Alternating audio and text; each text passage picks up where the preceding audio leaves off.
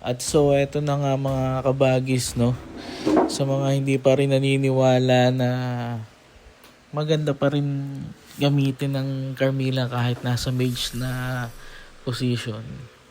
Eto, gagamitin uli natin mid laner na Carmilla. Yan ha. Kitang-kita nyo mga kabagis. Tinanggal pa natin yung ating roaming boots.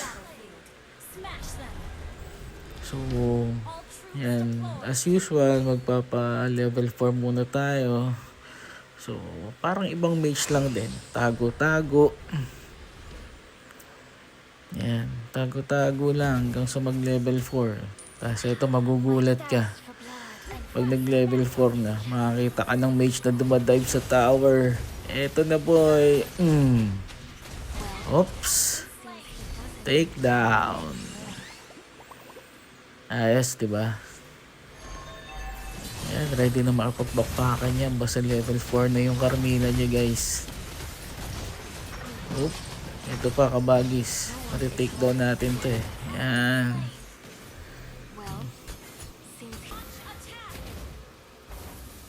Siya nga pala, sa mga nanonood, kapag di pa kayo naka-subscribe dito sa ating YouTube channel, baka naman. So, ayan. Makain ng Lomi si Naruto. Bababain natin yung Terizla. Makata naman kayo ng mage na dumadive. Point. Denive. Sinalo ko yung tower. Tinake down nila yung kalaban. Ito pa. Itong kunat na itong Estes na to eh. Sa Paul.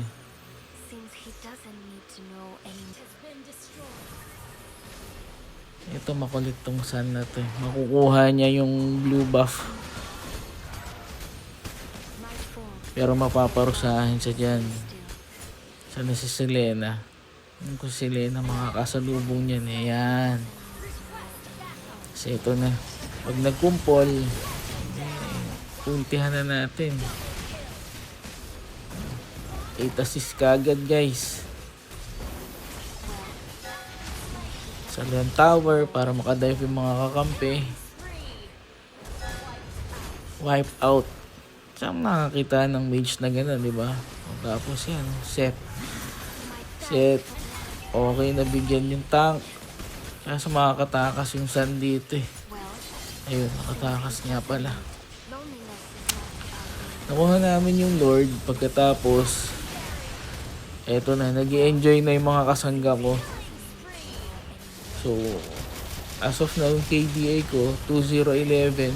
Pero hindi tinapos sa mga kasangga ko eh. Mga nag-i-enjoy.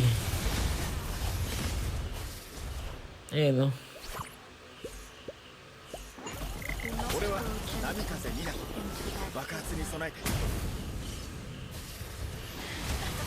Bob. O, diba? Tuwan-tuwa sila eh. Lalo to si Alpha eh. Siyang siya sa mga kills niya eh.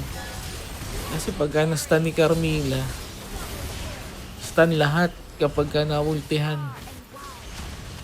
Ito pa oh.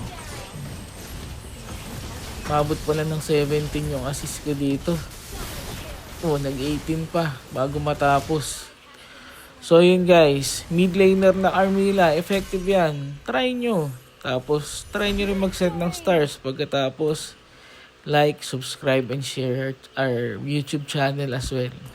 Thank you mga kabagi. Salamat sa panonood nyo. Hanggang sa susunod na video.